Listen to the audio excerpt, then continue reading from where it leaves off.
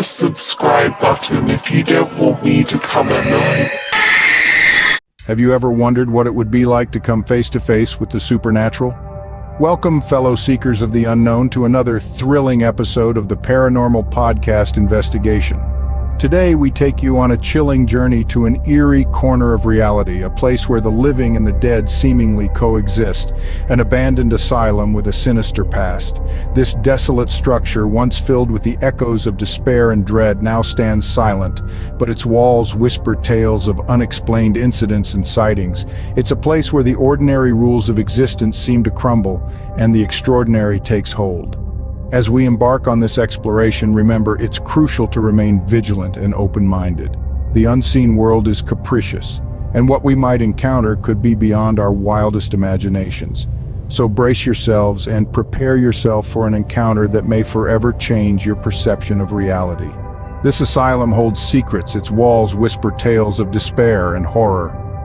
Welcome back, dear listeners, as we delve deeper into the sordid past of this forsaken institution. Its history, shrouded in a cloak of mystery and dread, is a chilling testament to the human capacity for cruelty and neglect. In its heyday, this asylum was home to hundreds of patients, each one a tale of torment.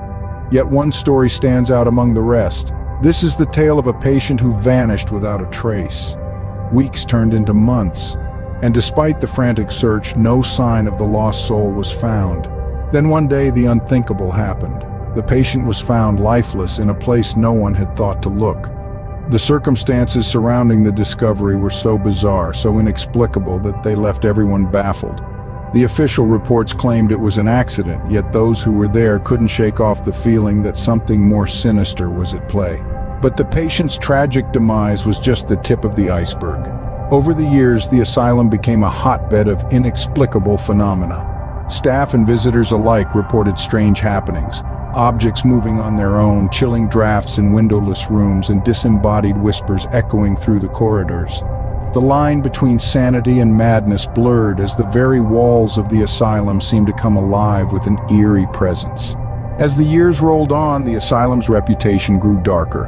Allegations of abuse and neglect became too frequent to ignore, and eventually the asylum was forced to close its doors. Yet the closure did not bring an end to the terror. Instead, it marked the beginning of a new kind of horror. But the real horror began when the asylum closed its doors and the spirits were left to roam free. The empty corridors, once filled with the cries of the tormented, now echo with the whispers of the departed. The darkness that once lurked in the corners of the asylum has taken center stage, and the spirits, once confined to their rooms, are now free to roam the abandoned halls. The asylum's dark past has come back to haunt it, and those brave enough to venture within its walls. Armed with EVP recorders and a spirit box, we ventured into the echoing halls of the asylum. The silence was deafening, a thick blanket of quiet that seemed to smother the life out of the air itself. It was as if the very walls were holding their breath, anticipating something waiting. The only sounds were our own footsteps, the occasional rustle of our equipment, and the distant dripping of water somewhere in the labyrinthine depths of the asylum. As we navigated through the maze-like corridors, our EVP recorders began to pick up some truly unsettling noises. There was a whisper, faint but distinct, that seemed to carry a warning. "Leave," it said, the single word hanging in the air like a specter. We were intruders here, unwelcome guests in a place that did not appreciate our curiosity. Then came the laughter.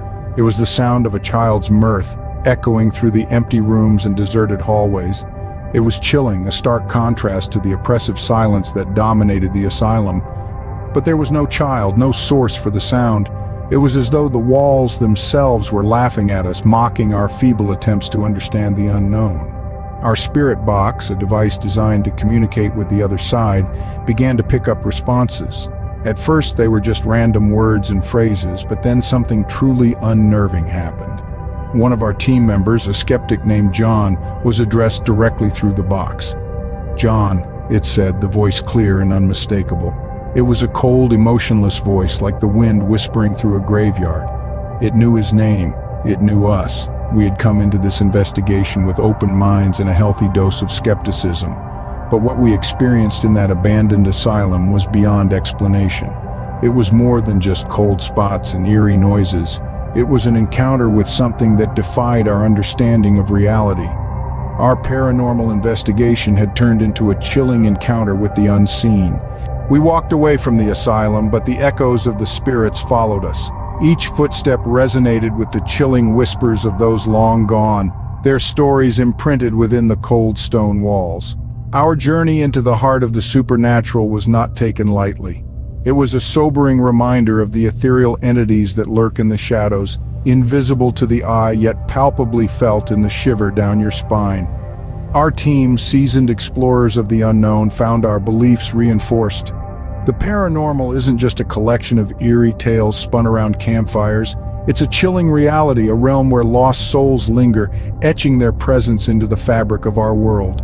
This investigation has left its mark on us. It's a testament to the power of the unseen and a reminder of the respect we owe to these spectral inhabitants. Remember, when you delve into the realm of the paranormal, you're entering a world where the living and the dead coexist. Respect their space and they might just respect yours. Hit the subscribe button if you don't want me to come at night.